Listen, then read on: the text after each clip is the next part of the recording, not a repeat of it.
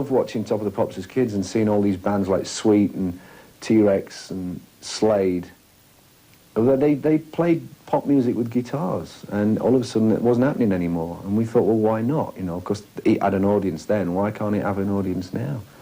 Why was it just being pushed into album track type territory or bands that didn't have hits? It was not really. There was only Thin Lizzy, I think, throughout the 70s, the late 70s and early 80s that had hit singles that you could call a rock band.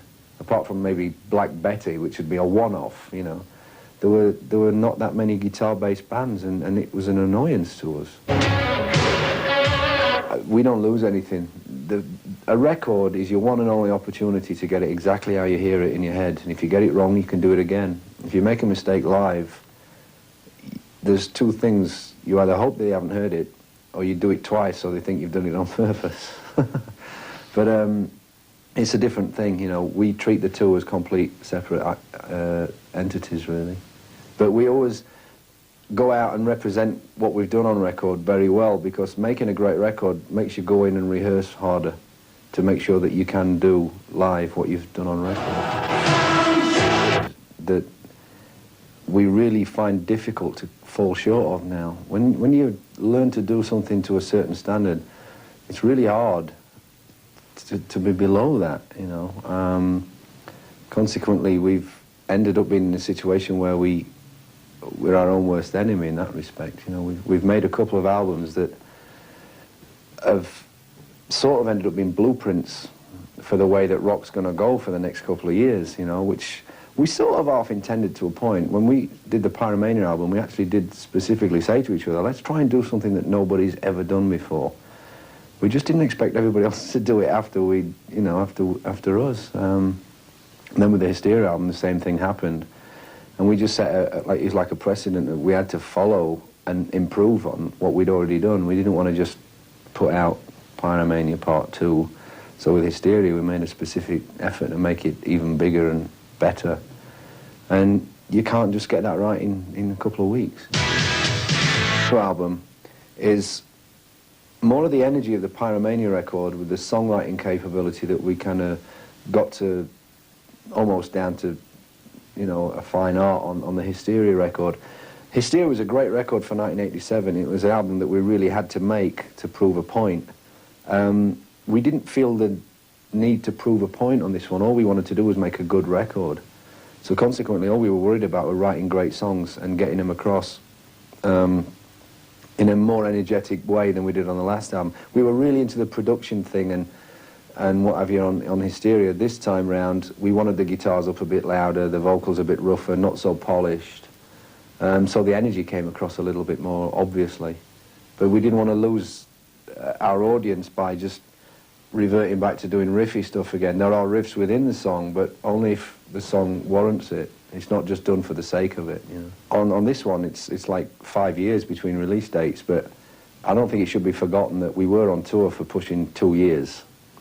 The album was still in the charts in '89, so we didn't really start working on this record until 1990.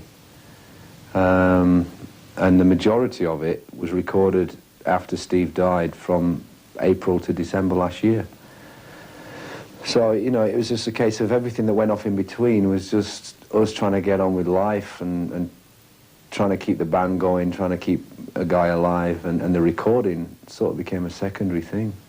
It really wasn't that important. We were trying to do it, but when one of your closest friends and somebody's been in the band since its, you know, conception,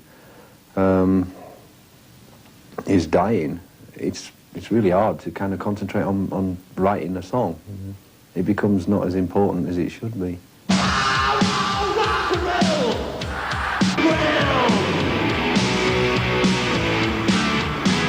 He was doing Bryan Adams, and it was going to take a specific amount of time, and we were going to do an album with Mutt.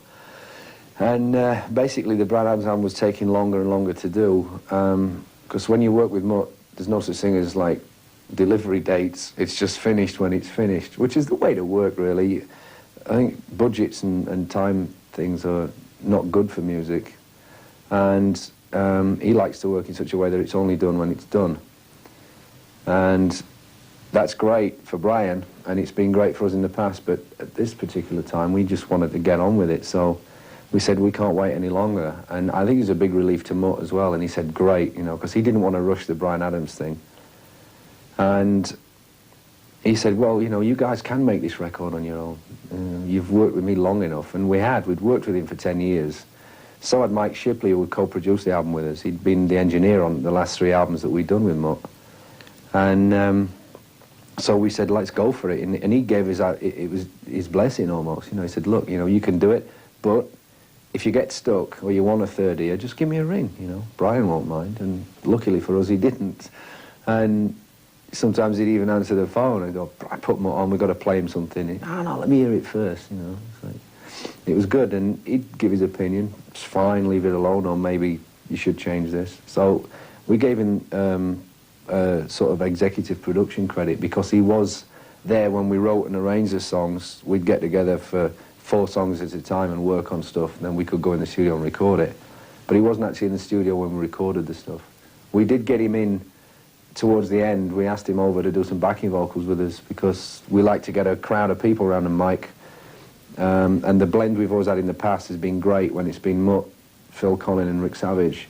Occasionally Rick, and very rarely me, because we like to get a blend where I'm not in all the vocals.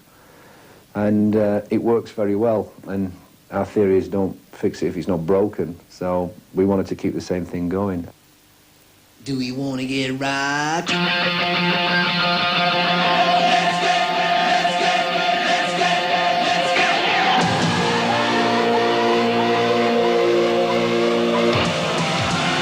Hopefully in Britain and Ireland, we should be on tour by mid-June. Then we're off to Australia and America after that. If we find a guitarist in time, we obviously are going to be auditioning for a new guitar player.